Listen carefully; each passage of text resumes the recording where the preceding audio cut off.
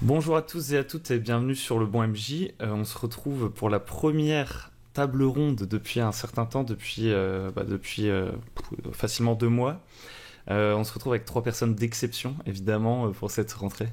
Avec Linou, Zab et Linkus. Et le sujet de ce soir, ça va être les scénarios du commerce. Alors on va repréciser ça un peu. En gros, ce dont on va parler, c'est de, en tant que maître du jeu, préparer, lire, exploiter un scénario qui a été écrit par quelqu'un d'autre que nous. Et on va éventuellement diverger un peu sur les expériences qu'on a pu ressentir, vivre en jouant justement des scénarios du commerce. J'ai pas trouvé de terme plus court. Donc même si c'est pas le bon terme, je pense que vous avez compris maintenant. On va commencer par un petit tour de table pour que chacun d'entre vous puissiez vous présenter. Et on va commencer par toi, Linou. Si, bonjour, merci Hugo. Ben Linou, qu'est-ce que je peux dire à mon propos? J'adore les jeux de rôle, j'en fais depuis des années et des années et des années. Et aussi pas mal de GN, et j'ai un peu du coup des goûts qui se recoupent entre tout ça. Euh, et voilà, je suis ravie de venir papoter avec vous et c'est tout. Voilà. Et c'est quoi tes actualités? Parce que t'as une chaîne YouTube quand même, un Twitch et tout, tu peux en parler, hein. D'accord, bah merci. Écoute, mes actualités, je suis j'ai beaucoup de tentacules. Je suis très fan de Call of Cthulhu, donc ça doit venir de là. Donc j'aime bien faire tout, mais je suis un peu sur tous les fronts, donc des fois c'est un peu désorganisé. En ce moment, la grande passion, c'est de faire de plus en plus de one-shot. J'essaye vraiment de faire plus en plus de one-shot et de moins en moins de campagnes, parce que ça m'éclate, ça fait découvrir plein de trucs nouveaux. Donc on va démarrer des one-shots dans Aventure en Terre du Milieu, puisque l'univers me tient fort à cœur et que j'aime beaucoup sa version DD5 qui du coup m'a réconciliée avec D&D, parce qu'elle est moins tarabiscotée que celle d'avant. Et j'ai aussi une énorme passion pour les scénars horrifiques et de tensions horrifiques, avec pas de système ou alors des tout petits systèmes genre Cthulhu Dark, Sombre, Monster of the Week que j'adore et tout. Et on va en faire cette année et particulièrement je vais essayer de faire beaucoup de one-shots sur Divinity Lost que je n'arrive pas à prononcer donc c'est mal parti. Voilà un peu pour les nouveautés et pour les anciennetés. On a plein de campagnes en cours, mais je vais pas faire le détail, ce serait pas très intéressant et trop long pour tout le monde. Ok, ça marche.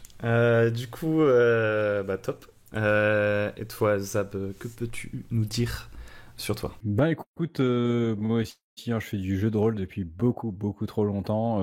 J'en parle beaucoup trop, je fais chier tous les gens autour de moi, donc j'hésite pas, j'essaie de faire chier les gens sur Internet. Je me dis comme ça, il y a des gens qui m'écoutent.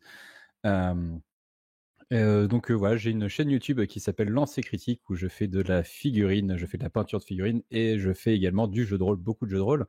Là, je sors d'ailleurs du RPG All Stars où tu as été convié, où j'ai eu plein d'invités super formidables, vraiment incroyables pendant tout le mois. Et maintenant, je reprends une activité normale, hein, donc ça va être des ateliers jeux de rôle, hein, donc des vidéos beaucoup trop longues que vous pourrez regarder en faisant de la peinture si vous êtes peintre sur figurine, et sinon vous les écouterez en fond ou vous regarderez le début, ça suffit.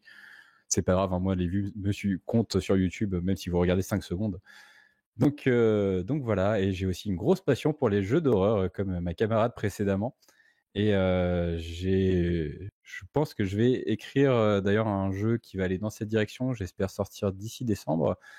Et du coup, probablement quelques actual plays qui vont dans ce sens-là. Et sinon, j'ai une grosse passion pour les jeux alternatifs, hein, et plein de trucs super bizarres. Donc n'hésitez pas à venir faire un saut si vous avez envie de découvrir un peu comment jouer autrement qu'avec un maître de jeu, un grand écran et une poignée de dés.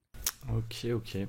Top. Bah ouais, d'ailleurs, merci pour l'invitation au RPGED. Pour ceux qui savent pas, le RPGED, c'est un truc plutôt cool, hein, que n'importe qui peut faire sur n'importe quel réseau social. L'idée, c'est pendant tout le mois d'août, une fois par jour, il y a un mot qui est lâché et il faut faire un tweet, un article, une vidéo, n'importe quoi. Vous pouvez même envoyer un SMS à quelqu'un que vous connaissez, ça vous fait plaisir, sur le sujet et a priori plutôt en rapport avec le jeu de rôle, mais c'est plutôt sympa.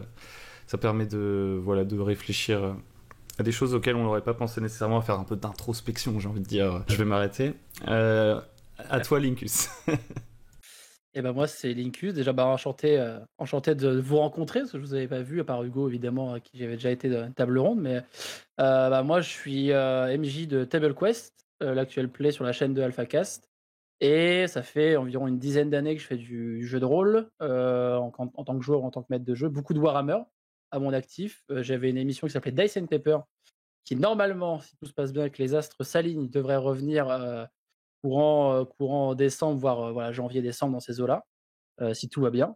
Et pareil, voilà, fan aussi de peinture de figurines, j'en fais pas mal sur ma chaîne, donc je vais pouvoir écouter un peu des podcasts beaucoup trop longs qu'on écoute pour peindre, mais j'en fais un peu, voilà, je fais un peu de peinture sur ma chaîne. Je fais aussi un atelier de création de PNJ, d'objets, d'armes, etc., avec le chat sur Twitch, qui s'appelle Blabla Quest et qui est utilisé dans Table Quest. Donc, comme ça, les viewers ont leur petite part, leur petite patte dans l'émission. Et voilà, globalement, après, je vais pas trop m'étendre, mais pareil, j'aime bien les JDR d'horreur, mais même si j'en ai pas trop fait en tant qu'MJ, c'est des trucs que j'avais un peu expérimenté avec du Cthulhu à l'époque, avec Reflet d'Acide. Je me semble que j'avais fait un JDR avec lui, que j'avais beaucoup aimé, et je me suis un peu plongé dans la lecture Lovecraftienne grâce ou à cause de lui. Mais sinon, voilà, globalement, un peu ce que je suis et ce que je fais sur les internets. Du coup, ce soir, on va parler de scénarios écrits par autrui. Donc en gros, l'idée, c'est de parler des expériences de chacun, que ce soit en tant que joueur ou en tant que maître du jeu, dans des campagnes, des one-shots, peu importe, de ces où on a joué et dans lesquels le scénario n'avait pas été écrit par le MJ, en l'occurrence. Et du coup, la première question que j'aimerais vous poser, c'est pourquoi, selon vous, c'est intéressant de faire des scénarios du commerce ? En tout cas, pourquoi vous, potentiellement, là, plutôt en tant que maître du jeu, à un moment donné, vous êtes dit, je vais faire jouer des scénarios que je ne vais pas créer moi-même. Et éventuellement, peut-être que c'est votre cas, je ne sais pas. Est-ce que vous avez déjà été attiré en tant que joueur par une campagne, et par exemple, quelqu'un qui proposait une campagne du commerce, vous dire, ah, j'ai vachement envie de jouer cette campagne, quelque chose comme ça. Qu'est-ce qui vous pousse à faire ça, en fait ? Et on va faire un tour de table assez classique, je pense, en reprenant le même ordre, en commençant par Linou. Qui m'attire comme ça de premier abord sans trop réfléchir vers une campagne du commerce. En tout cas, c'est ce qui s'est passé jusqu'à présent quand j'en ai fait. C'était parce que j'adore la littérature, en fait. J'aime beaucoup lire et j'aime le travail de certains auteurs.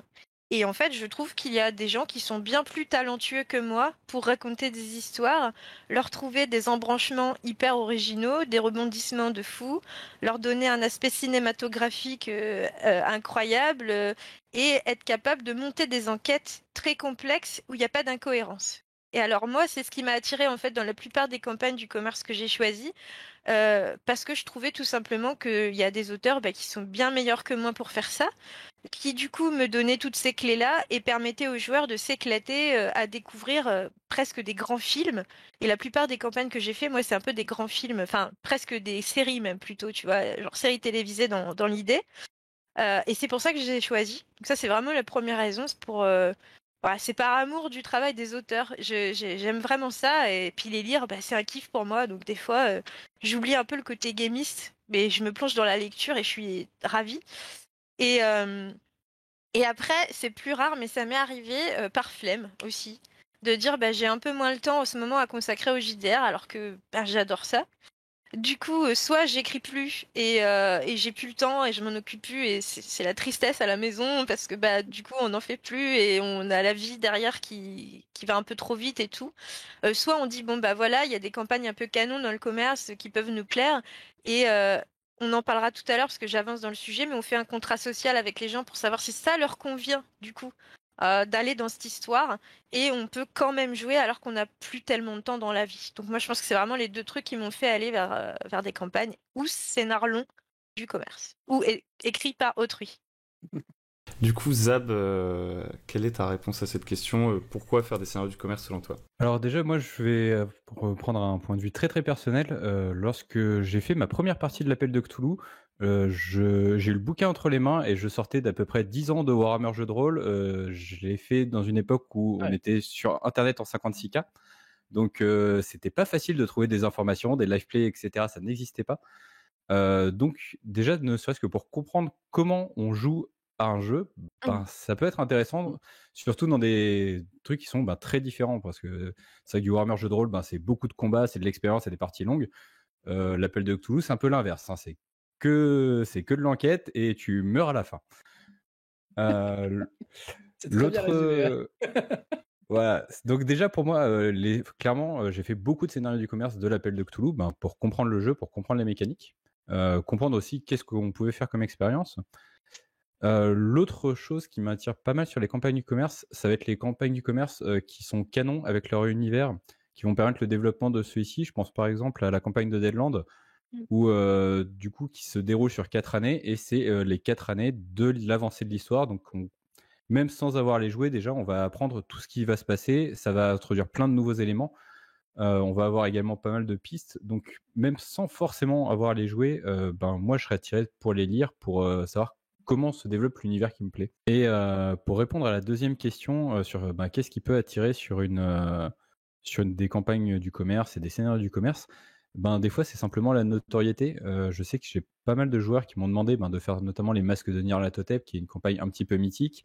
On m'a également demandé de faire la campagne de l'ennemi intérieur sur Warhammer, que je ne saurais que trop recommander aussi. À partir du 3e volume, Le pouvoir derrière le trône, c'est incroyable comme campagne.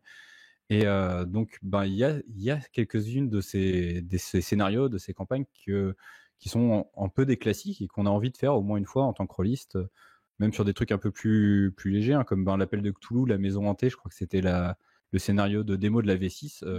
Quasiment tout le monde l'a fait, et je pense que tout le monde devrait le faire parce que c'est un très bon scénar, et que du coup c'est par curiosité pour voir qu'est-ce qui a fait que le jeu est devenu populaire, qu'est-ce qui a attiré dans ces scénarios. C'est toujours cool à faire, surtout que c'est bien écrit et qu'il y a généralement une brouette d'aides de jeu pour ceux qui ont envie de les maîtriser à leur tour. Lincus, dis-nous tout.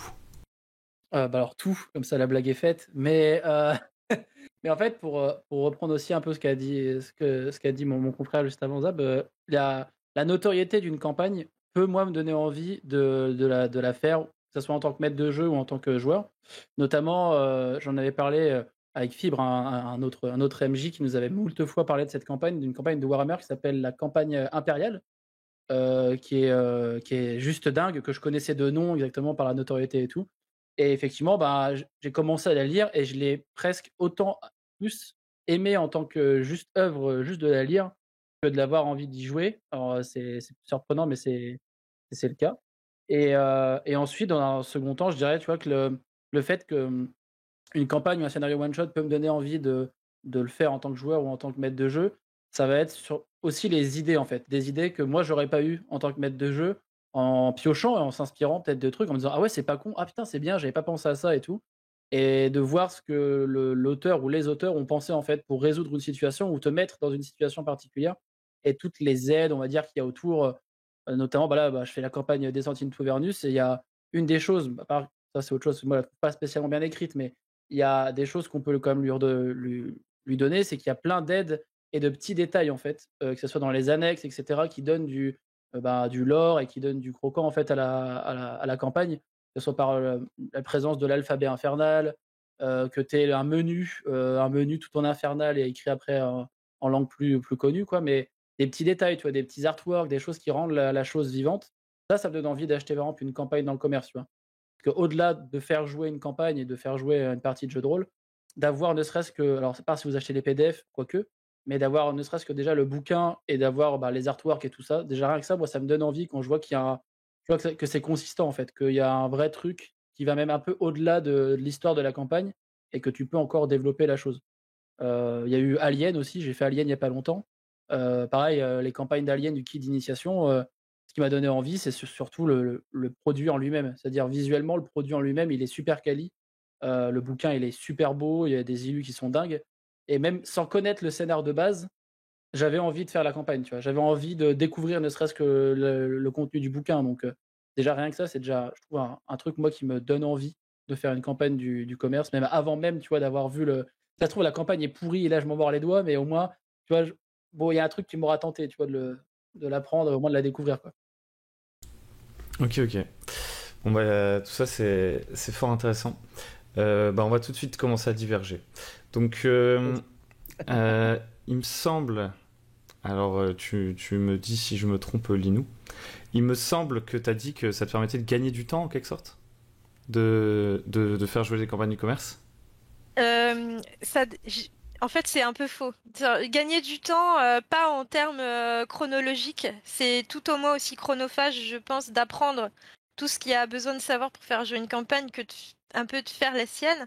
Par contre, je trouve que ça, comment dire, ça libère cérébralement un peu plus que d'avoir à se pencher sur sa propre création. Je sais pas si je m'exprime très bien. Mais disons qu'il y a des phases dans la vie où on a beaucoup moins de temps à consacrer à ses propres créations, parce qu'on est pris voilà, dans d'autres choses. Et si je gagne pas forcément de temps sur la pendule en choisissant quelque chose qui est créé par quelqu'un d'autre, je gagne de la libération cérébrale pour faire d'autres choses, parce que finalement, je me base sur un travail qui avait quand même déjà été énormément fait par quelqu'un d'autre. Donc c'est plutôt ça. Si je devais régler mon propos, ce serait plutôt ça en fait. Et oui, j'apprécie ce sentiment, même si je fais des adaptations, bien sûr. Prends Ouais, pas le produit brut. c'est la charge mentale un peu. Ouais, Exactement, voilà, c'est ça. Merci. ouais, je vois ce que tu veux dire. Je pense que ça dépend un peu quand même de tout à chacun. Mais j'avoue que moi, par exemple, et je reprendrai aussi l'exemple que tu as pris, toi, tu aimais bien lire des scénarios d'enquête, t'as dit. Mm. Et j'avoue que moi, je suis un peu nul pour préparer des enquêtes. Enfin, C'est en très tout dur, le scénario C'est d'enquête. très dur, C'est extrêmement dur. très alors, dur. c'est peut-être parce que je le fais pas assez. Genre, j'en ai fait un une fois, ça a bien marché, mais la préparation, ça m'a détruit. C'est ça. Bah, Oui. voilà. Euh, Tu vois, c'est mes scénars préférés en tant que joueur, joueuse. Et c'est mes scénars favoris un peu, enfin, horreur, enquête, quoi, tu vois. Du coup, j'adore ça, parce que, bah, en fait, je suis un pur produit X-Files, moi, je crois, tu vois, il doit y avoir de ça. Donc, du coup, j'adore ça, et j'adore vraiment réfléchir pour vraiment, tu vois, genre, casser le game, mais pas en mode dans les combats, parce que c'est pas mon délire, mais j'adore casser le game pour, genre, trouver la solution et tout.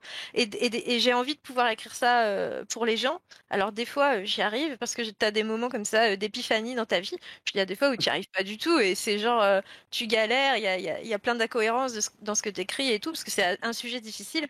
Et honnêtement, il y a dans le marché, que ce soit à disposition par des gens très talentueux qui le donnent ou par des personnes qui le vendent, des enquêtes extraordinaires. J'en ai beaucoup, mais il y en a une que je suis en train de faire maintenant, donc je vais en parler. On est en train de faire dans les Chroniques oubliées contemporains la réédition de l'héritage Greenberg en ce moment, de Mehdi Sami.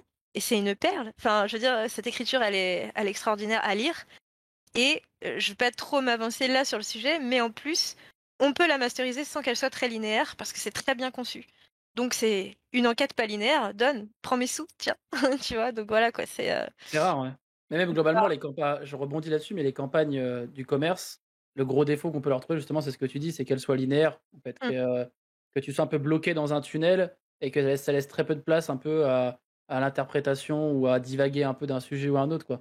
Et encore plus sur les sujets d'enquête, parce que les sujets d'enquête, quand une mauvaise enquête, il y a un mauvais truc, ça se voit direct et ça doit être ultra gênant quand ça arrive, quoi. Mais Si je devais résumer, je dirais que le choix de l'auteur, là, Mehdi Sami, vous donne, on va dire, une frise chronologique très globale. Par contre, il y a un pot pourri d'indices qui est énorme. Je pense que tous les trouver pour les joueurs, en fait, c'est virtuellement impossible. Il y en a trop. Ce qui fait qu'ils peuvent prendre énormément de chemins très divers et que ça va les amener à un de ces très multiples indices. ouais. Et c'est une très bonne idée. Et là, bah, tu vois, je suis très fan de cette campagne. Et voilà. Bah, du coup, je propose qu'on fasse une sorte de tour de campagne dont vous êtes fan. Ou alors dont vous espérez être fan, que vous êtes en train de préparer, enfin, ou dont vous avez été fan en tant que joueur. Je propose qu'on continue avec Zap, du coup, qui avait parlé de Deadlands, mais peut-être autre chose, je sais pas. Oui, ben, alors j'aime bien la campagne de Deadlands. Cela dit, elle est écrite de façon un petit peu bizarre, dans le sens où du coup c'est une campagne qui est prévue pour être jouée sur une quarantaine de scénarios, sauf que ils l'ont divisé en 4 parties et qui partent enfin qu'à chaque fois il y a de nouveau le scénario d'introduction, de nouveau la phase de, en fait elles peuvent être jouées indépendamment et ça se ressent au niveau des scénarios, donc ça manque un petit peu de cohérence sur le tout. Cependant, je pense que sur une des campagnes qui m'a le plus plu, c'est la campagne du coup d'un jeu qui est spécialement fait pour être joué en campagne et qui peut être joué que comme ça, c'est Macadabre de Ino. où donc on joue des médecins pestes qui doivent aller enquêter sur une mystérieuse maladie dans une contrée reculée dont personne ne veut s'occuper. Et en fait, c'est une campagne qui apporte énormément de liberté. Le système de jeu fait que on peut faire la campagne, refaire la campagne, refaire la campagne, elle se ressemblera jamais, et même si on a les mêmes joueurs. Donc ouais, pour moi, s'il devait y avoir une campagne, ça serait sûrement celle-là. Et encore dans les campagnes qui m'ont le plus marqué, sûrement à la lecture, c'est la campagne sur la version 2 de Patient 13. Il y a une campagne qui s'appelle Thanatos, qui est du coup en 13 scénarios. Et donc pour ceux qui connaîtraient pas Patient 13, on joue des personnages qui se réveillent dans un asile psychiatrique. Ils ont aucune idée de pourquoi ils sont là, ils savent pas s'ils sont fous ou non. Et ils doivent se vivre un petit peu selon des règles de la communauté qui est extrêmement étrange et dérangeante. Et du coup, les scénarios, quand on les voit à première vue, n'ont absolument aucun sens, comme il faut trouver 3 cafards rouges pour pouvoir les manger. Et on te propose ça de façon comme si toi et moi, là, on te le disait, ça, c'est maintenant, c'est le but de ton scénar. Et du coup, je spoil un tout petit peu en disant que au dernier scénario, l'intégralité de tout ce que tu as fait depuis le début du jeu a du sens. Et j'ai trouvé ça complètement pharaonique. Je sais pas comment il a réussi ça, mais en même temps, il est C'est l'effet un peu Shutter Island là, où d'un seul coup tout a un sens et tout se révèle. C'est exactement le même principe. Je pense qu'on pouvait pas avoir meilleur exemple. Intéressant. Je vais me le noter, ça m'intéresse. Donc t'aimes bien les campagnes un peu bizarres du coup. Parce que Macabre, c'est un peu malaise aussi quand même. Oui, oui. On le disait avant l'émission, j'aime bien les jeux alternatifs, donc c'est vrai que ça, du coup, ça fait un petit peu l'intégralité de ce que j'aime. Ouais, non, vraiment dans les campagnes qui m'ont marqué, qui m'ont plu, c'est ça. Alors moi, ce qu'on disait aussi un peu avant l'émission, c'est que j'ai pas connu beaucoup de campagnes écrites du commerce. Pas mal de petits scénarios, de petits one-shots, de trucs comme ça. Mais là, en ce moment, je disais, je suis en train de lire la campagne impériale de Warhammer et j'adore. Genre vraiment, c'est ouf parce qu'il y a plein de passages assez dingues. De moments, c'est des purs. J'ai l'impression que je le ressens comme ça, hein, mais c'est un peu des moments. Des fois, c'est du pur open world. Et après, t'as des gros moments un peu pas d'enquête, mais de complot aristocratique. Tu découvres plein de trucs. Tu vas dans plein de régions différentes et tout, et c'est pas linéaire justement, c'est pas forcé, c'est vraiment c'est logique qu'on t'emmène là-bas, mais ça reste quand même assez libre pour que d'un seul coup tes joueurs. Si je peux rebondir rapidement sur cette campagne, que du coup c'est la première campagne que j'ai faite de ma vie, hein, vu que ça faisait partie des bouquins que je l'avais. Je l'ai encore en édition des cartes. Alors d'ailleurs, avec le prix en francs. Parce que j'ai regardé tout à l'heure avant en me disant tiens, ça serait l'occasion de regarder combien il coûte pour pouvoir peut-être me le prendre. Il coûte entre 150 et 200 balles le bouquin, donc voilà, garde-le précieusement. D'accord. Ouais, non, mais en même temps, j'avais pas spécialement envie. Et puis, faut dire ce qui est, il est très très usé. Le début de cette campagne est quand même très linéaire, mais je pense que c'est voulu parce que le début de Warhammer, c'est dur. C'est un jeu qui est extrêmement punitif. Mais par contre, c'est vrai que surtout pour l'époque où il est sorti, il est assez incroyable à partir du fin volume 2 et le 3, 4, 5. C'est une très grosse campagne, elle est très longue pour ceux qui se posent la question. Et donc à partir de là, ça devient très ouvert, très roleplay. Bref, je vous la conseille également. Mais en fait, tu vois, c'est drôle d'avoir ce ressenti-là parce que moi, qui suis en train de la lire justement cette campagne, le début, certes, sur le papier, ça fait très linéaire, mais j'ai pas l'impression que une fois joué, t'aies ce sentiment de linéarité en fait. Je sais pas comment l'expliquer, mais j'arrive pas. Tu vois, je me sens moins piégé. J'ai pas encore joué, je rappelle, mais dans ce que j'ai lu de la campagne impériale, de ce que je vois dans Descent into Avernus, tu vois, où tu as des choses où vraiment on te dit faut aller là-bas et tous tes joueurs, par exemple, ce qu'on disait aussi un peu avant l'émission, du fait que, en fait, à part toute la première partie de Descent into Avernus, avant d'aller justement en Averne, ce qui est quand même le titre, donc voilà, en fait, à ce moment-là, quand tu as fini le premier chapitre, il n'y a aucune raison pour que les joueurs, à part si tu as bien travaillé tes backstories des joueurs, etc., mais tacitement, il n'y a aucune raison pour qu'ils aillent en Averne. Et ça fait un peu, tu sais, on pousse les joueurs en mode, allez, il faut y aller, il faut sauver le Turel. Mais en vrai, objectivement, les joueurs, eux, ils ont fait leur mission du point enflammé, ils sont payés. Puis voilà, tu vois, en vrai, normalement, les mecs, si on vient te voir et qu'on dit, bon, ça te dirait, t'as bien travaillé, allez, pour le beau jeu, tu vas en enfer, s'il te plaît. Personne ne va dire, allez, ouais, d'accord, tu vois. Surtout pour une ville où peut-être que ça se trouve, ils s'en foutent. Donc, en fait, justement, c'est ça que je reprochais un peu à la campagne, c'est de pas avertir peut-être pour des joueurs, des MJ ou des joueurs débutants, de se dire, il faut qu'ils aient quand même un lien, tu vois, avec la ville, ou qu'il y ait un truc qui les force à aller autre que je suis un paladin et voilà, j'y vais parce que voilà, parce que parce que j'aime pas l'enfer. Mais voilà, c'est le truc qui, moi, m'a gêné dans cette campagne. Mais une autre question pour boucler sur mes divergences là. C'est sur qu'est-ce qui fait que pour vous une campagne est mythique? Parce qu'en fait, mythique. C'est parce que là, par exemple, toi, Zab, t'as dit ouais, j'aimerais bien jouer à certaines campagnes dont on entend souvent parler, etc. À ce moment-là, est-ce qu'on se dit immédiatement c'est une campagne de qualité? Est-ce que c'est la nostalgie qui se joue? Donc est-ce que c'est par curiosité un peu pour le côté presque historique, j'ai envie de dire, d'aller voir pourquoi tout le monde en parle? Est-ce que foncièrement vous pensez qu'il y a des campagnes de très très bonne qualité? Qu'est-ce qui fait qu'une campagne de qualité? Parce que je sais pas, genre moi je suis pas un grand joueur de campagne, hein, c'est pour ça que je fais cette table ronde, c'est pour apprendre des choses, hein, je vous exploite. Euh, Mais par exemple, tu vois, D'accord. Keep on the Borderland, tu vois, qui est un vieux module de Donjons et Dragons, je sais pas quoi, tu vois. Tous ces trucs-là, ils sont mythiques pour certaines personnes.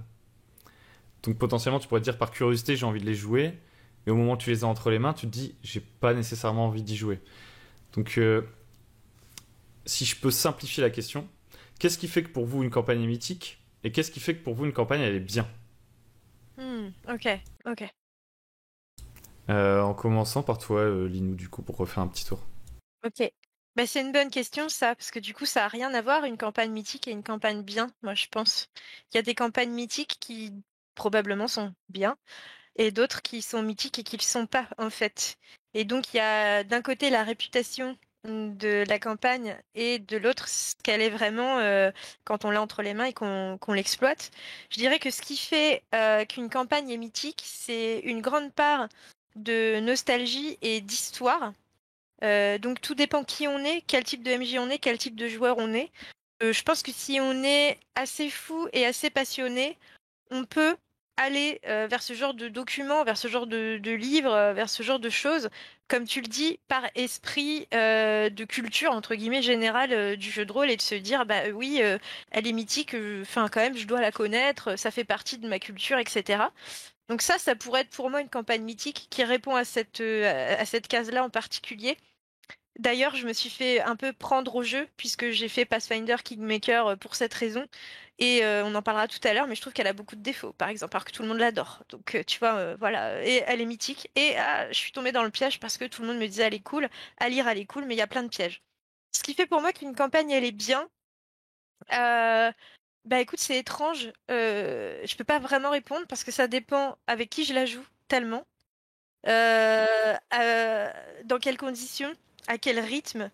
Est-ce que c'est une saisonnalité très longue entre chaque scénar? Est-ce qu'on va avoir la chance de pouvoir se voir chaque semaine et donc d'être dans une hype, tu vois, un peu explosive et tout? Parce que ça dure longtemps, des fois, les campagnes en plus. Donc, faut voir. Je dirais que celle qui est ma favorite aujourd'hui est une qui est très mal écrite et qui a plein de défauts et que je referai sans doute pas aujourd'hui. C'est Orpheus, la totale d'Orpheus, avec tous ses volumes, même ceux pas traduits en français. Et elle est catastrophique dans l'écriture, elle a plein de défauts, et c'est la meilleure, mais c'est parce que c'était les bons joueurs, la bonne période, c'était génial, on s'est éclaté, on s'est déguisé à la fin, tu vois, pour la jouer, on faisait n'importe quoi, on changeait la lumière, les ampoules, tu vois, dans la maison, les changeait de couleur et tout, et on était vachement dans la hype et on l'a adoré. Donc pour moi, une campagne qui est bien, c'est une campagne qu'on s'approprie, je vais dire ça. C'est-à-dire que pour moi, parfois le matériel est moins important que ce qu'on en fait. Ça, je le dis souvent quand je parle du JDR, en fait. Et du coup, pour moi, une campagne, c'est une campagne qui est assez structurée pour qu'elle te perde pas, mais qui soit assez large pour que tu puisses te l'approprier et en faire ton truc. Et je dirais que c'est ça pour moi une bonne campagne. Vous, quand vous lisez une campagne, qu'est-ce qui vous fait dire à ça? Non seulement j'ai apprécié de le lire, et je pense que je vais apprécier de le jouer. Enfin, comment vous attendez qu'est-ce que vous attendez du bouquin? Par exemple, moi, je sais qu'un truc qui me hype un petit peu, c'est Forbidden Lands, qui est pas encore sorti, mais je l'ai lu en anglais. Où t'as la map, t'as les lieux qui sont super cool, t'as beaucoup de matériel comme ça, où tu te dis, oula, ils peuvent partir dans toutes les directions. Je saurais gérer et tout, tu vois. Donc c'est cet aspect un peu bac à sable qui m'attire. Est-ce que vous, il y a un truc comme ça qui vous attire dans les campagnes? Alors moi, je vais revenir quand même, je fais un mini crochet sur la question précédente de qu'est-ce qui fait une campagne mythique, parce que je pense qu'il y a un gros facteur d'innovation au moment où elle est sortie. Je pense par exemple à Ravenloft, ça a été le premier gros univers sombre Donjons et Dragons, et c'est aussi pour ça que la campagne de Ravenloft, elle a passé l'épreuve du temps, etc. Ou le Temple du Mal élémentaire, pareil, ça a été un peu les précurseurs en PMT, et c'est souvent ça qui a fait que c'est des campagnes qui sont devenues mythiques avec le temps et qui sont pas forcément des bonnes campagnes, parce que ça a donné naissance à beaucoup d'autres campagnes qui sont mieux, mais vu que forcément c'était les premiers, c'est eux qui ont un peu établi les codes, et c'est souvent pour ça qu'on a des campagnes mythiques. Et pour répondre à la dernière question, donc qu'est-ce qui m'intéresse dans la lecture d'une campagne? J'ai envie de dire, c'est la même chose que dans un bon bouquin. Si je suis au milieu d'un bouquin et que l'intrigue elle avance pas et que je m'ennuie, je vais sûrement le finir parce que j'aime pas laisser les trucs en plan. Cela dit, je vais le ranger et j'y penserai plus jamais. Si la campagne, il y a de l'action, il y a des questions qui sont soulevées tout au long de l'histoire, et que moi, alors que je suis en train de la lire, j'ai envie de connaître les réponses. Je pense que c'est quelque chose que je peux transmettre facilement à mes joueurs, parce que eux, ils vont avoir que une fraction des informations que j'ai. Si moi déjà j'ai envie d'en savoir plus, normalement ça va être extrêmement facile de pouvoir les titiller, d'aller pousser les bons boutons, voir si je connais un petit peu mes joueurs, savoir que lui je peux l'intéresser avec ce point d'histoire, lui je peux l'intéresser avec ça, avec ça, avec ça. Et finalement, c'est comme ça qu'on peut avoir des campagnes qui marchent vraiment sur le long terme, parce que ça reste quand même un des problèmes dont on n'a pas encore parlé, mais sur une campagne, les campagnes c'est long, et les campagnes on les finit pas si souvent que ça. Et voilà, avoir du coup une campagne qui reste intéressante sans s'essouffler, c'est ce que je cherche, et c'est ce que je trouve qui fait une campagne et intéressante et une bonne campagne. Alors, je suis désolé, Linkus, théoriquement, je devrais te passer la parole, mais là, il y a un truc que je trouve très intéressant. Donc, tu dis, une campagne, il faut qu'elle me donne envie de la lire, ok? Donc, concrètement, que ça m'accroche un peu et tout, que j'ai envie d'aller au bout. Et genre là, moi, je vois un piège, et je sais pas ce que vous en pensez. Alors, c'est dû parfois à la manière dont c'est édité. Parce que si c'est en un seul bouquin, ça va.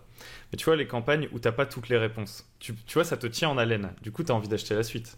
Tu vois, tu te dis, j'ai pas toutes les réponses, donc est-ce que je fais jouer la campagne maintenant et tout, en même temps, tu vois, c'est ça qui me donne envie d'aller plus loin, parce que je me dis, tiens, je comprends pas ce truc-là et tout, comme une enquête, tu vois, comme lire un polar, j'en sais rien, tu vois. Et du coup, c'est un peu ce duel entre l'utilité, la maquette, le fait que tout soit clair et que tu te sens que ce soit pratique à utiliser, et en même temps que ce soit agréable à lire, tu vois. Parce que, par exemple, moi, je pense que c'est quand même pas mal, tu vois, quand t'as des trucs bien maquettés, genre en mode control panel, tu vois, t'ouvres une double page, t'as toutes les infos qu'il te faut sur la double page, tu vois, c'est bien foutu et tout, t'es pas perdu, tu te balades pas dans le bouquin. En même temps, peut-être que c'est moins agréable à lire, je sais pas. Alors que à côté, tu vois, tu vas avoir des campagnes où c'est un petit peu plus tiré par les cheveux et tout, mais tu le lis comme un roman, tu vois. Et genre, je pense que c'est un gros défi pour les éditeurs, pour les gens qui écrivent, parce qu'en même temps, ils doivent te donner la campagne que tu vas jouer, parce que si tu la joues pas, tu vas dire ouais, c'est pas. Certainement que derrière, tu vas raconter aux autres gens que ça m'a pas donné envie d'y jouer, donc c'est mauvaise com pour eux, entre guillemets. Je sais pas si vous voyez ce que je veux dire, c'est quand même assez complexe, je trouve, comme question. Ah non, mais enfin, l'écriture, encore plus l'écriture de scénario, est quelque chose d'extrêmement compliqué. Si vous n'avez jamais essayé, réussir à faire comprendre les idées qu'on veut passer et à leur donner une structure, un sens, c'est un gros souci. Et du coup, c'est quelque chose que je retrouve assez souvent dans les interviews que j'ai pu faire avec les différents auteurs. C'est un moment vraiment de blocage. Savoir écrire un bon scénario, c'est très compliqué. Cela dit, pour les scénarios où il n'y a pas toutes les réponses, généralement, si j'arrive, je finis et je suis le bec dans l'eau, moi, la hype tombe instantanément, je vais pas forcément avoir envie de la jouer. Ou alors, si j'ai des réponses à ma sauce que je trouve satisfaisantes, peut-être dans ce cas, oui, je vais les réadapter, et je vais faire, peu importe ce qui sort après, je vais faire la campagne pour que les réponses aillent dans ce sens-là. Parce que sinon, je pense qu'il y a un côté, tu mènes tes joueurs en bateau, et je trouve pas ça spécialement agréable, parce que je vais pas pouvoir du coup leur mettre des des petits indices au fur et à mesure de l'histoire pour leur dire bon, bah, en fait, la conclusion c'était ça. Vous vous rappelez, lors du tout premier scénario, lorsque vous aviez vu ça, bah, en fait, vous aviez la réponse depuis le début.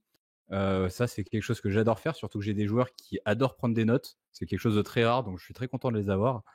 Mais du coup, voilà, de temps en temps, ils sont là, ils compulsent et ils ont une épiphanie, quoi. Et pour moi, c'est un régal de voir ça à une table, de tout d'un coup, toutes les pièces qui s'emboîtent et qui comprendre le dénouement de l'intrigue. Donc, si je l'ai pas au moment de la lecture de la campagne, ben, pour moi, déjà, elle est foirée. Ok. Est-ce que Linkus, ça t'évoque ça? Non, mais ouais, en fait, je suis un peu comme vous deux, surtout comme toi, Zab, là-dessus, où je me dis déjà, moi, une campagne que j'ai envie de faire jouer, c'est une campagne dans laquelle je me vois en tant que joueur, en fait. Je me dis, si je me vois en tant que joueur dans la campagne et que je vois ce que moi, je pourrais faire en tant que joueur dedans, j'ai envie de la faire. Et effectivement, le coup du plot twist, déjà, si toi, quand tu lis la campagne et que tu ne comprends pas où le truc t'emmène et quel est le dénouement, et pourquoi surtout c'est ce dénouement-là, bah, en fait, ouais, je pense que enfin, moi, en tout cas, je trouve qu'il n'y aurait pas trop d'intérêt à la faire jouer. Parce que si déjà moi, je prends pas de plaisir à m'imaginer en train de la jouer ou en train d'être joueur dedans, bah, enfin, voilà, j'aurais peut-être lu un très bon livre, mais est-ce que j'aurais lu une très bonne campagne? Ça, c'est autre chose, quoi. C'est deux choses différentes. Et comme pour la question entre une campagne mythique et une bonne campagne, c'est ça. Parfois, les œuvres ont un caractère mythique parce qu'elles étaient, par exemple, les premières, les pionnières à mettre ce genre d'univers, ce genre de mécanique aussi. Mais c'est pas forcément maintenant cool par rapport à tout ce qu'on a en termes de mécanique, d'idées, etc. Donc, je sais pas, moi, une campagne qui me plairait, c'est vraiment une campagne dans laquelle je me vois en tant que joueur. Et surtout que j'imagine mes joueurs évoluer dedans, comme tu disais aussi très bien, Hugo, c'est le fait de tout avoir en fait clé en main. Moi, je suis pas du tout fan des campagnes où je dois racheter plein de trucs.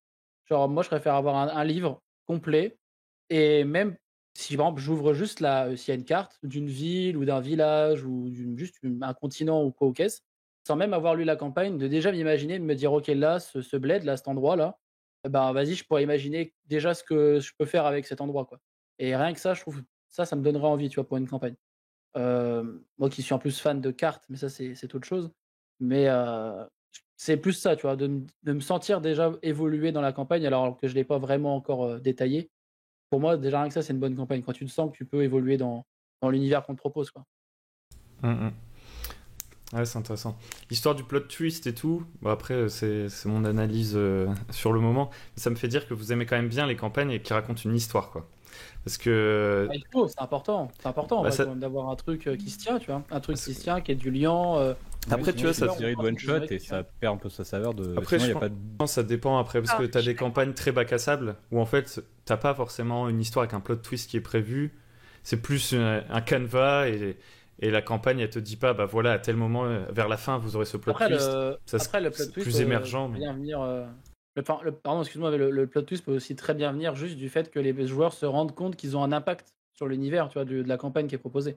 Pas forcément en mode oh putain, c'était lui le grand méchant depuis le début, depuis vous aviez tous les indices et bam.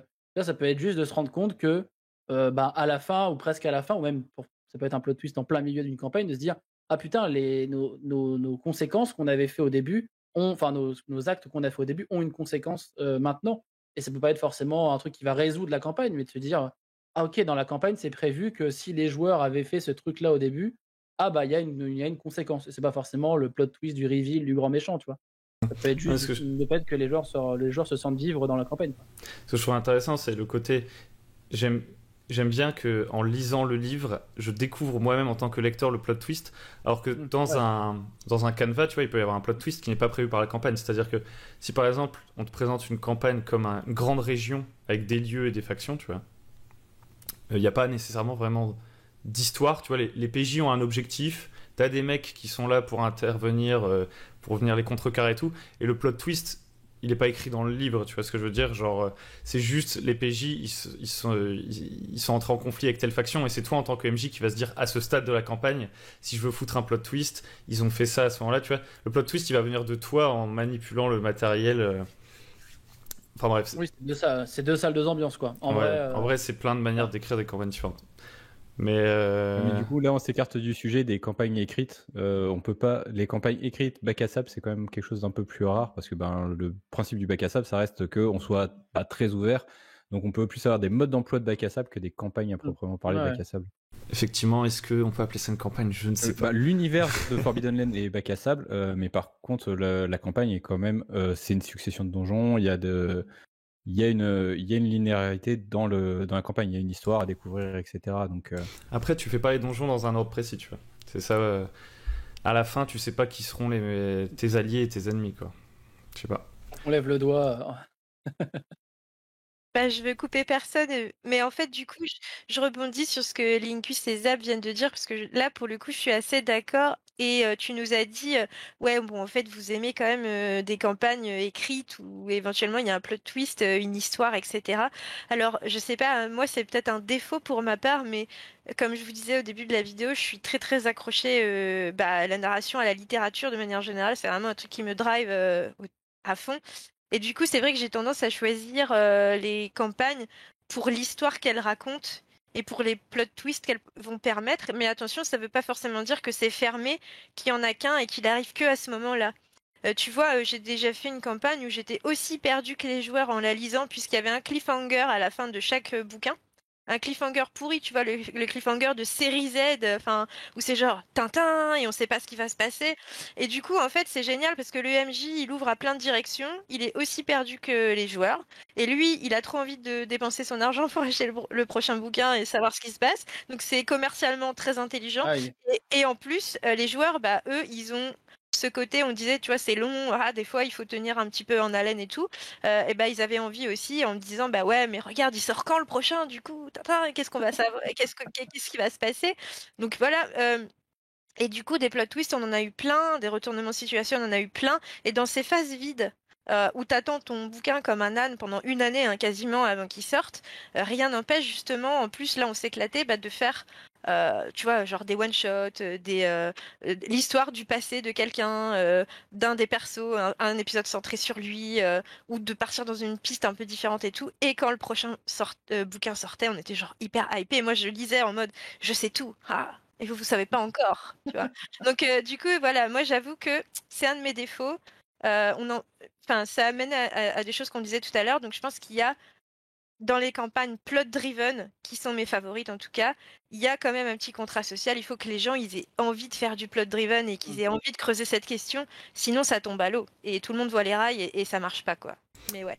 Ouais, je pense pas que ce soit un défaut du tout. Et d'ailleurs, je suis d'accord avec toi. Pour moi, c'est méga important que dans le plot driven, dès le début, tout le monde soit d'accord pour dire les gars, c'est du plot driven. Tout comme Voilà, dans un ouais. bac à sable, c'est important de dire à tout le monde les gars, c'est un bac à sable. Si vous attendez un moment que je vienne vous dire ok, on passe à la scène 2, ça n'arrivera pas. Il va falloir que vous fassiez quelque chose. Exactement. Euh, Clairement, là, je suis d'accord. Moi, ce qui me gêne un tout petit peu dans les trucs linéaires avec des secrets, où le MJ, tu sais, il a pas forcément les secrets et les bouquins arrivent après et tout, c'est quand, en fait, que je sache pas la suite de l'histoire prévue par le livre, ça me dérange pas trop, tu vois. Mais que je sache pas des éléments de l'univers que je devrais savoir, ça m'embête plus. Et par exemple, là, moi, je fais jouer Symbaroum. Alors, j'ai mis beaucoup de temps à me lancer sur Symbaroum parce que justement, j'avais plein de blocages. Genre, par exemple, je me disais, il faut que tous les livres soient sortis, que j'ai tout lu pour pouvoir le lancer, tu vois. Alors, finalement, je me suis lancé sans l'avoir fait. Enfin, bref, il y a plein de trucs. Et notamment, un des trucs, c'est par exemple, t'as des races un peu mystérieuses, tu vois. Et t'as pas la réponse dans le livre de base sur l'origine de cette race et tout. Elle va arriver plus tard, tu vois. Moi, que l'histoire arrive plus tard, ça me dérange pas, mais que le mystère autour de cette race soit pas là, je le connaisse pas dès le début, ça me gêne un peu. Parce que du coup, je me dis, un joueur, par exemple, qui veut jouer un changelin, tu vois, un changelin, c'est une race un peu mystérieuse dans Symbaroum. S'il choisit de jouer un changelin, c'est pas anodin, tu vois, c'est qu'il a envie d'en savoir plus sur les changelins. C'est que s'il veut jouer un changelin, c'est qu'il veut que les changelins soient dans l'histoire, il veut savoir des trucs sur les changelins et tout. Et le fait de pas savoir la réponse sur les changelins, alors que lui la cherche, bah, soit ça m'oblige à inventer un truc, et du coup à casser un peu l'univers qui était proposé. Enfin, il y a toujours ce truc un peu, cette tension entre... C'est la même tension qu'il y a quand tu joues d'ailleurs, je pense, dans un univers, par exemple, le Seigneur des Anneaux, tu vois, qui est connu de tous et tout. T'aimerais bien le faire à peu près de manière canon, tu vois. C'est un peu la même chose. Sauf que dans le Seigneur des Anneaux, si t'as envie d'avoir des réponses, tu vas les trouver. Donc j'ai relativisé ça en me disant, il y a des gens qui ont commencé la campagne avant que les autres bouquins soient sortis, et ça s'est bien passé pour eux, tu vois, pourquoi moi je pourrais pas le faire. Mais je trouve quand même que des fois, il y a quelques C'est un peu fondamentaux frustrant. Ouais. qui manquent C'est un dans peu certains frustrant, trucs. hein, je trouve. Enfin, j'ai jamais fait de campagne comme ça, moi, où où tu attends la suite. En vrai, j'adorerais essayer parce que c'est un format qui a l'air d'être très cool en vrai, de tenir un peu ses joueurs en haleine parce qu'on est tenu aussi en haleine par le truc et par le format économique, etc. Mais moi, je suis un peu comme toi, Hugo, là-dessus. Ça me frustrerait en fait de me dire, même par curiosité, juste de me dire, putain, mais moi j'ai envie de savoir pourquoi cette race, quel est le quoi du fuck, tu vois, pourquoi machin. Et de ne pas avoir de réponse à donner aux joueurs autre que mon imagination parce que tu t'appropries l'univers. Ça peut très bien marcher, mais une fois que le jour où la réponse arrive enfin et que ça se trouve, alors, soit c'est décevant et c'est un coup de génie, t'as fait un super truc, soit c'est mieux et tu dois dire à ton joueur que en fait vous allez continuer sur ton idée de base, alors qu'en vrai le truc prévu par le jeu est 10 fois mieux, tu vois. En fait, c'est un peu double tranchant et c'est un pari. Après, il n'y a pas mort d'homme, c'est que du jeu de rôle, tu vois. Mais effectivement, il y a ce petit côté peut-être où tu te dis, t'as pas envie de prendre les devants sur la campagne écrite qui est déjà peut-être prévue. Justement, ça peut être intéressant aussi comme exercice de se dire, ah bah le jour où ça arrive, qu'est-ce que moi j'ai fait et qu'est-ce que eux ont prévu. Et ça aussi, ça peut être aussi un petit moment de comparaison un peu drôle et de s'approprier le jeu, quoi. C'est quoi pour vous Parce que je pense que les difficultés, ça va, on en a un peu parlé, mine de rien. Mais du coup, c'est quoi pour vous les conseils un peu pour préparer ce genre de campagne, que ce soit des grands principes ou des trucs beaucoup plus pratiques? On va faire le tour de table dans l'autre sens parce que sinon c'est toujours Linkus qui se retrouve avec les gens qui ont parlé avant lui. Pas grave, en vrai, moi ça me dérange pas, hein, franchement c'est cool, mais comme tu veux. Vas-y. Pour avoir fait l'exercice là récemment avec Descent into Avernus, le premier conseil que moi que je donnerais et que j'ai découvert trop tardivement, c'est de bien se concentrer chapitre par chapitre, mais surtout avant de faire ça, de lire un espèce de résumé, survoler en fait l'œuvre au global pour la campagne au global pour se rendre compte des enjeux en fait. Notamment, je sais plus où j'avais lu ça, mais il y avait un conseil qui disait que quand on écrit un scénar ou une campagne ou une histoire, parfois c'est mieux de commencer par la fin pour comprendre où les joueurs doivent arriver, pour comprendre comment bien les guider, quoi. Et c'est pour ça que là, dans Assassin's Creed Avernus, au début, j'avais bêtement commencé par le début, tu vois. Je me suis dit, vas-y, on va lire un peu les enjeux. Je connaissais globalement à peu près à la fin, quoi. Et au bout d'un moment, je me suis dit, mais attends, pourquoi ils doivent arriver là? Donc pourquoi il y a ça, tu vois? Et le truc, c'est bien de bien lire la fin, bien comprendre pourquoi ils doivent arriver là. Et après, quand c'est découpé par chapitre, si c'est pas fait, faut le faire. Mais quand c'est découpé par chapitre, de bien concentrer sur le chapitre et de prendre le maximum de notes et de tout réécrire. Moi, je réécrivais beaucoup de choses. Prendre mes notes, tout réécrire, mettre des gros warnings sur des trucs en me disant là, ça, tu vois, ça c'est important, faut que je le travaille, faut que je sache pourquoi ce gars-là il fait ça à tel moment et qu'est-ce qui devient plus tard, pourquoi il est comme ça et tout. Et de s'approprier en fait. Et aussi un autre truc, c'est que ça reste un bouquin, que ça reste une aventure qu'on fait, une histoire, et que si on veut, on peut très bien diverger du truc en fait. Si un truc nous gêne, on peut très bien le supprimer en fait. Et ça, j'ai mis du temps à le comprendre parce que surtout quand c'est des campagnes connues, il y a des gens qui sont un peu les gatekeepers et qui disent ah, pourquoi ce mec-là, pourquoi t'as tué ce gars alors qu'il est super important. Et t'as envie de dire mais et pourquoi toi tu ne l'as pas tué alors qu'il est super important, tu vois, tu pourrais très bien, ça fait 2 trucs cool et toi t'as vécu une belle aventure, moi je vis la mienne, tu vois. Et j'ai mis du temps à comprendre que tu devais t'approprier le truc et que tu pouvais quand même le modifier un peu à ta guise et kiffer la campagne. Donc moi c'est un de mes conseils que je donnerais, tu vois, de pas avoir peur de se tromper entre guillemets dans la campagne parce que ça va pas dénaturer la campagne en soi, à part si évidemment là je décide que Zariel au final c'est je sais pas, tu vois, c'est un paladin, voilà, on s'en fout, tu vois, mais que je dénature le personnage alors qu'il est sur la couverture et que les gens jouent parce qu'il est badass, quoi. Enfin, parce que Zariel est badass, quoi. Mais ouais, globalement, je dirais ça, tu vois. Moi, en conseil sur une campagne, de bien s'approprier le truc et surtout commencer par la fin. Ça a l'air débile comme conseil, mais de bien lire la fin, en fait. Moi, ça m'a beaucoup aidé pour Descent into Avernus. Ouais, je vais rejoindre un tout petit peu Linkus, mais je vais aller un poil plus loin en disant, commencez par tout lire, en fait. Mais Oui. vraiment tout lire. Il faut que vous connaissiez l'histoire en entier avant de commencer à la raconter. Parce que des fois, on va croiser des personnages qui sont plus importants qu'ils en ont l'air, ou voir des personnages qui sont beaucoup moins importants qu'ils en ont l'air, selon comment on va évoluer. Et c'est encore plus vrai pour du jeu de rôle, pour la simple raison que c'est normal que les joueurs fassent tout et n'importe quoi, mais surtout pas ce qu'on avait prévu. Donc il faut pouvoir leur répondre à leurs questions et on va dire les ramener sur le bon chemin. Et si on n'a aucune idée de quel est le chemin, qu'on a juste lu le premier scénario de la campagne, on va être quasiment tout de suite bloqué. Et donc, si on a envie de garder une cohérence, et comme je disais, j'aime beaucoup avoir des indices de la fin dès le premier scénario. Donc, si on ne connaît pas la fin, ça, on peut pas le faire. Mm.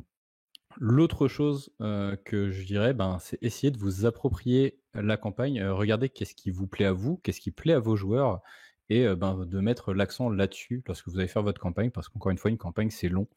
Et si vous voulez que les joueurs restent jusqu'au bout, il faut savoir qu'est-ce qui plaît à qui. Donc, n'hésitez pas à faire des débriefings à la fin de la première session, savoir qu'est-ce qui a plu, qu'est-ce qui a pas plu, qu'est-ce qu'ils aimeraient creuser, qu'est-ce qui les intéresse. Soyez complètement méta, soyez honnête avec vos joueurs, voilà, histoire de savoir comment faire pour la faire perdurer. Et pour revenir encore un tout petit peu sur le côté tout lire, il y a quelque chose que je trouve qui est souvent négligé sur les campagnes, c'est la création du groupe des joueurs. Souvent, on dit on va faire une campagne, les joueurs ils ont envie de faire leur personnage qui soit vraiment un personnage qu'ils vont avoir envie de jouer pendant longtemps. Et si ils le font avec le MJ, que le MJ a une connaissance complète de l'histoire, il va pouvoir commencer à donner des pistes pour le BG, pour que ce soit intéressant pour le joueur, pour que le joueur ait un véritable enjeu pour son personnage à faire la campagne en dehors du but du groupe.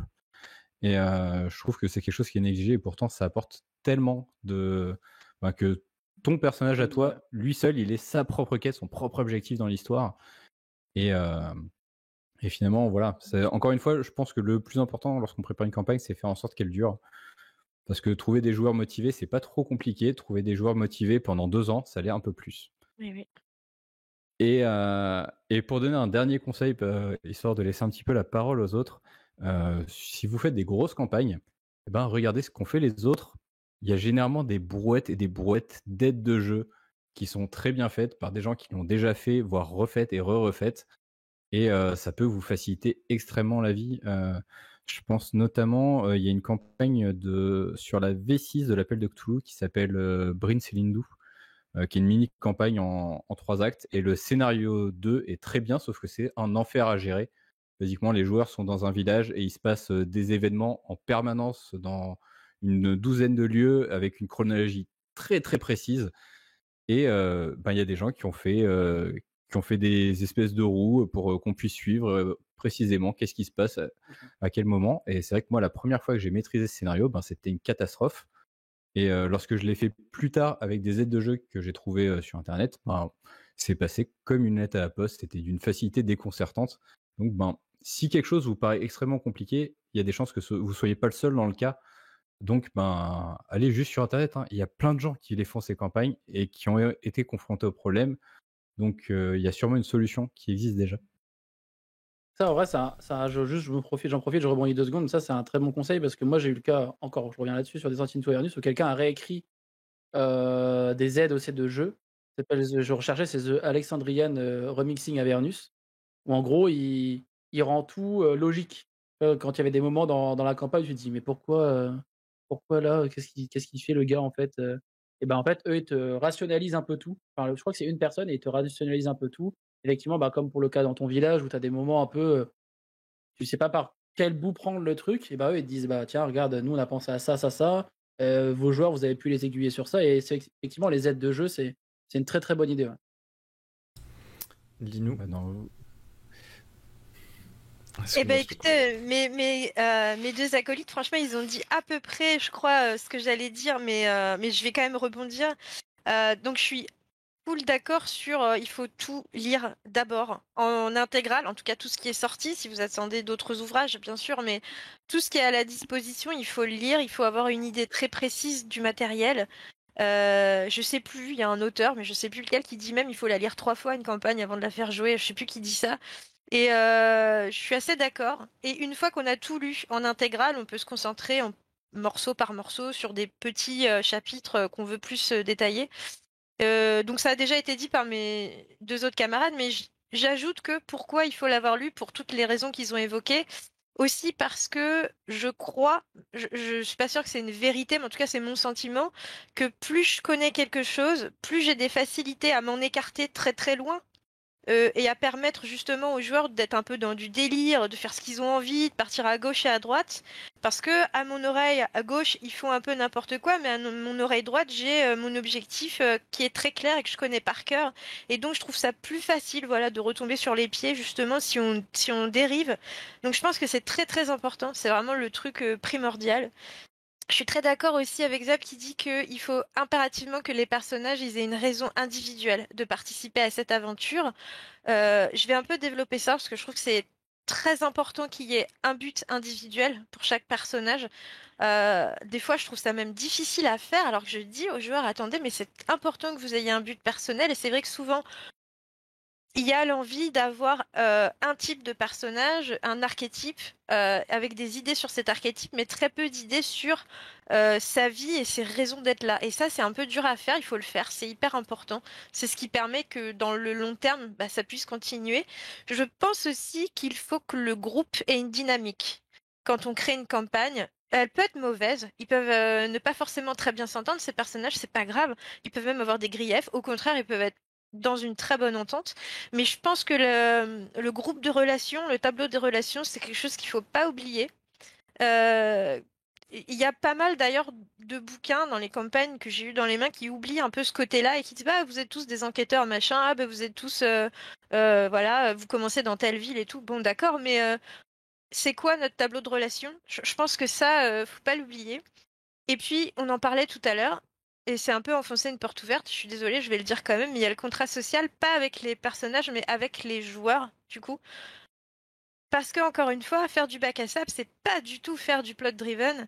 Et si vous avez quelqu'un qui a l'habitude de dire non, bah écoute, moi là, mon personnage, il part, il voyage, il va à l'autre bout du continent faire sa vie parce que X ou Y, ça l'intéresse plus, il a le droit, je veux dire, c'est son entièreté à lui de droit de faire ça en tant que joueur, mais est-ce qu'il profite à l'ambiance de la table qui, elle, veut creuser les mystères, etc. Pas forcément, donc ça, c'est des sujets à discuter. Voilà.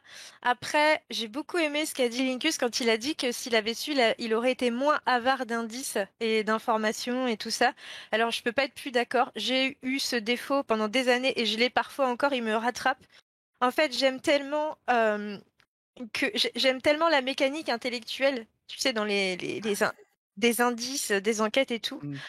que j'ai tendance à me dire, attends, il faut lever un peu le pied parce que si ça arrive tout de suite, ça tombe à l'eau et tout, et c'est une erreur. Faites pas ça parce qu'en fait, moi, je l'ai fait et je me rends compte qu'il y a tellement de filtres entre ce qui est posé sur la feuille du livre que vous lisez, ce que vous en avez compris, ce que vous en avez gardé, ce que vous dites verbalement aux gens, ce qui est encodé dans leur oreille, ce qui est filtré par leur cerveau et ce qu'ils comprennent, que en fait vous pouvez leur donner la réponse et ils vont pas l'entendre et ils vont pas la comprendre. Donc faut pas hésiter et ça c'est une erreur que j'ai beaucoup fait. Donc je pense qu'il faut pas être avare, pas se dire que ça va trop vite.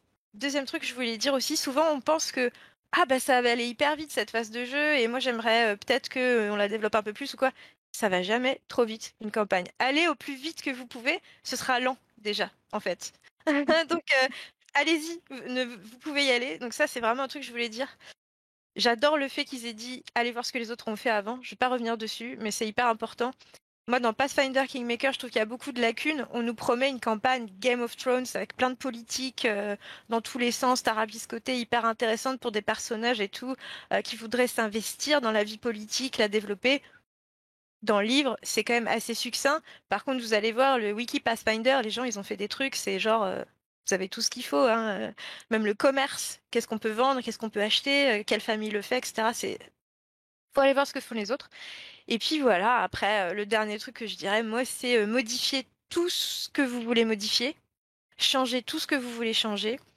C'est une œuvre qui est là pour vous donner la motivation, l'envie, le plaisir de faire quelque chose. Mais ça reste une œuvre collective. Je pense que le JDR est une œuvre collective. Il y a plusieurs cerveaux qui, en superposition, vont inventer une histoire. Et les derniers à décider, c'est les joueurs. Et moi, je sais que j'ai souvent triché en tant que MJ.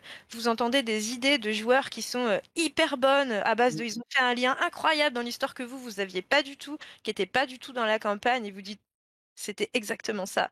Et ils ont le plaisir d'avoir trouvé un truc, et vous déchargez d'un stress parce que finalement ils ont trouvé pour vous.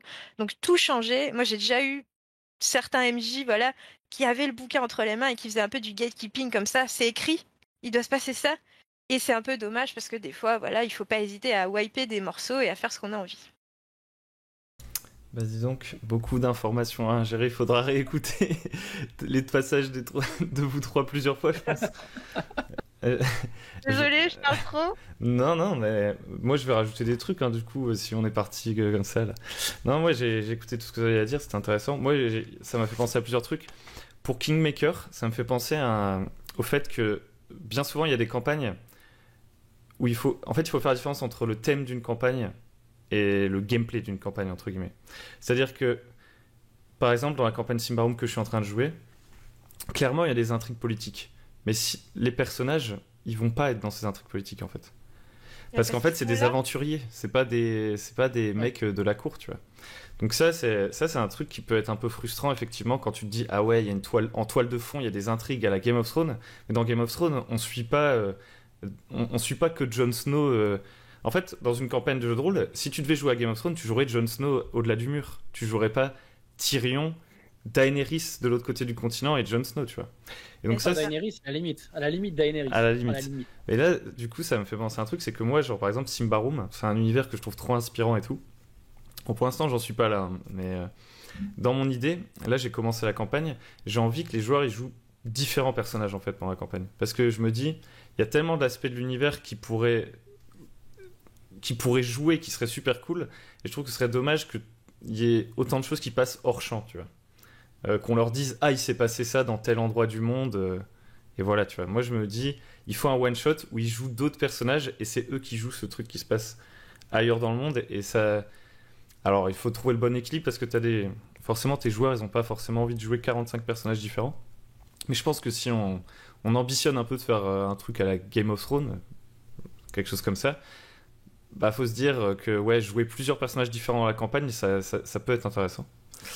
Et après, alors là, je reviens un peu sur ce que vous disiez, sur le fait de lire tout le livre et tout, un peu le process, entre guillemets. Mais moi, en tout cas, le truc que j'ai fait, moi, je sais pas si ça va marcher à terme, c'est effectivement que je lis tout le truc. Enfin non, je lis pas tout le truc. Par exemple, là, dans Symbaroum, t'as plusieurs bouquins, je lis tout le premier bouquin. Et après, je fais que de l'abstraction. En fait, une fois que j'ai lu le livre, je me dis, ok, donc en gros, l'histoire du livre, c'est les PJ vont jusqu'à tel endroit, acte 1. Acte 2, ils apprennent à connaître les factions de l'univers. Acte 3, ils vont à un endroit et il se passe des trucs de fou. En fait, ça, c'est la vraie intention de la campagne. C'est ça. Le fait qu'ils rencontrent chaque PNJ de cet endroit, etc., c'est pas important. Il faut juste se retenir un peu de ces phases. Genre, d'abord, ils doivent faire ce petit voyage initiatique. Ensuite, ils doivent découvrir les possibilités de l'univers. Et ensuite, ils doivent accomplir un objectif. Et voilà, réussir après la première lecture à pas nécessairement faire une première lecture, puis une deuxième lecture, puis une troisième lecture. Moi, personnellement, je sais qu'il y a des gens qui font ça, et si ça va pour eux, c'est très bien. Mais moi, c'est pas comme ça que je vois le truc, parce que sinon, je le vois comme un exercice presque scolaire, quoi. Et à la fin, ça va pas me servir à grand-chose. Et du coup, pour moi, je dirais tout lire, ensuite le résumer au maximum. Mais vraiment, si en une page, je peux faire tenir 200 pages, c'est très bien. Et après, je prépare juste séance par séance. Et c'est tout.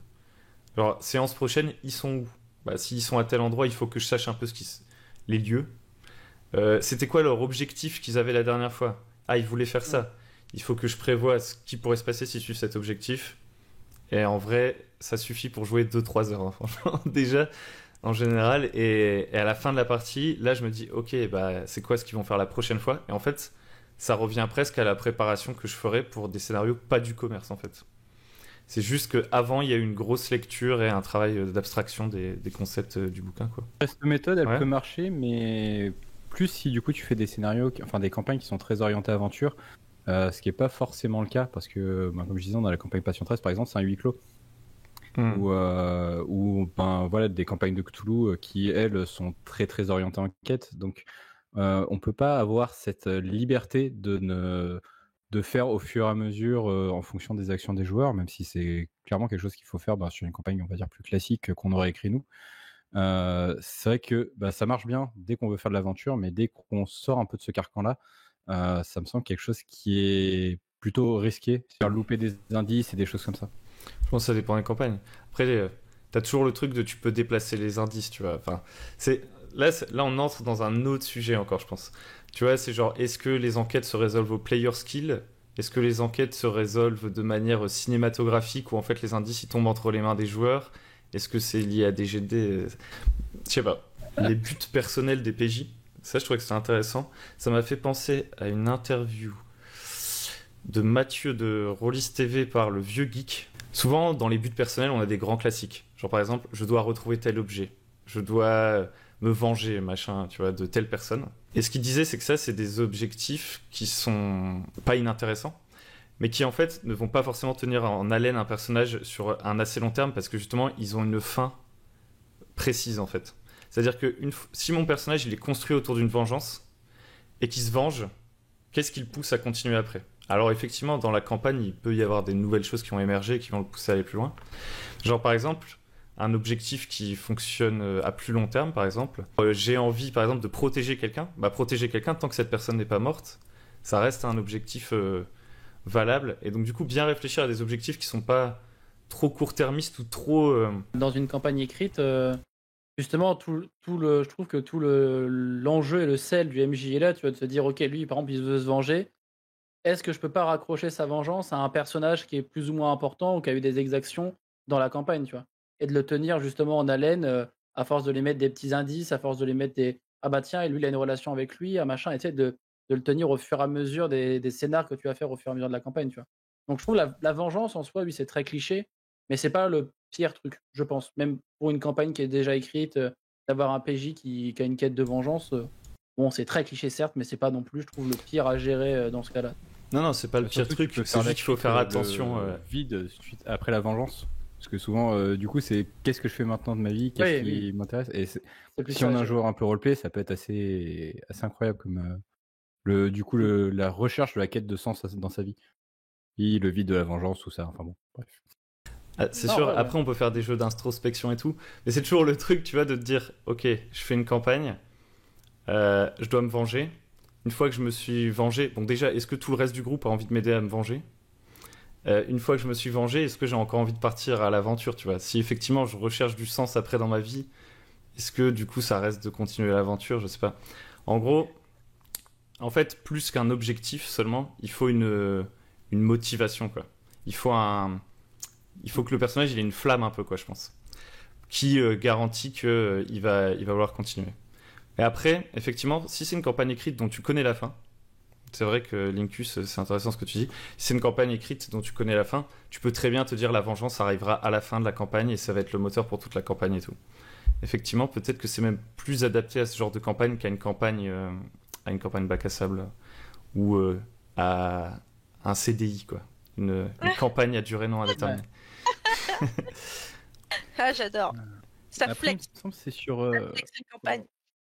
Pardon. sur Warhammer Soulbound, le système d'XP est lié au background du personnage.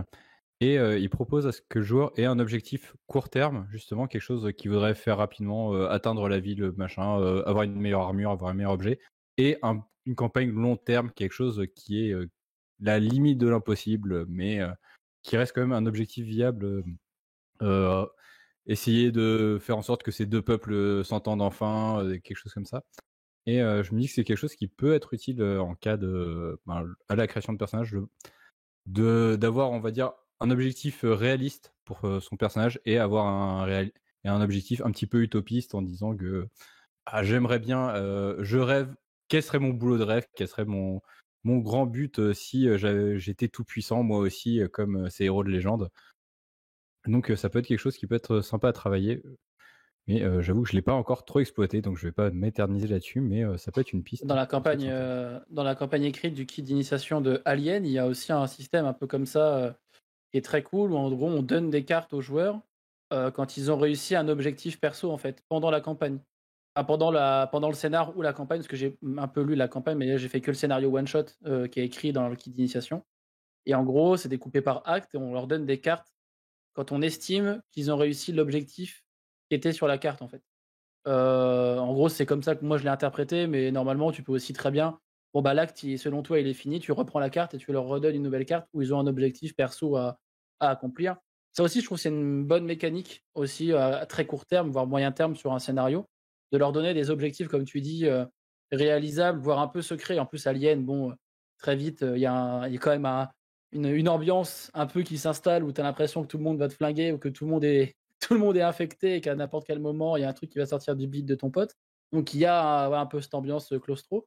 Donc, j'aime bien un peu aussi ce genre de mécanique qu'il y a dans les campagnes écrites ou dans les scénarios one-shot écrits, d'avoir une mécanique qui vient en plus rajouter un peu plus de jeu du côté jeu de rôle avec des cartes, etc. Ou même à travers juste les lancers de dés, d'avoir ce genre de choses auquel justement je disais peut-être que toi tu n'aurais pas pensé en tant que maître de jeu à mettre et tu te dis ah bah tiens ça tombe bien là j'ai acheté ce kit d'initiation par exemple ou une campagne écrite dans le commerce, bah ça je n'aurais pas pensé tout seul donc c'est cool que ton achat soit entre guillemets on va dire qu'il soit utile quoi, qu'au moins que tu ressortes avec une idée cool quoi.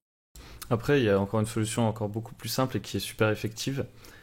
Un peu méta, mais c'est pas grave.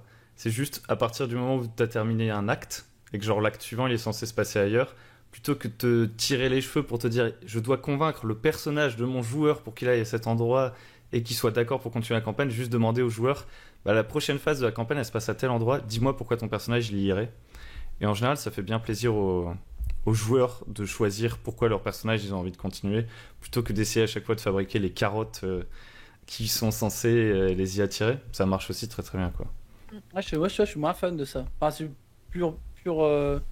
c'est juste un sentiment personnel, mais tu vois, moi j'ai plus en tant que joueur, j'ai envie de me faire surprendre, tu vois, par le maître de jeu, de juste donner ma backstory, de travailler avec lui et de me dire, vas-y, à quoi il va penser, comment il va m'amener dans le truc. Et après, quand c'est ton moment de shine en tant que joueur, où ça va être un peu le projo sur ton perso, de dire, ah putain, ok, il a pensé à ça, et de te laisser un peu amener dans la surprise. Après, oui, enfin, la technique de dire, bon, on va à tel endroit, pourquoi ton perso irait, c'est un truc qui peut tout à fait marcher, mais moi, à titre personnel, tu vois, c'est pas un truc qui me plairait à faire. Je trouve que c'est un peu vraiment, oui, à part si tu vois que ton joueur, tu vas patauger ou que c'est un joueur à problème ou sa backstory ou bref, qu'il y ait plein de raisons X ou Y que voilà, son perso soit un peu chiant. Ça peut peut-être fonctionner, tu vois. Mais après, moi, je suis moins fan de ce genre de mécanique. Ça dépend des joueurs. En tout cas, on a fait Ouais, c'est ça, ça dépend dépend du jeu. du genre.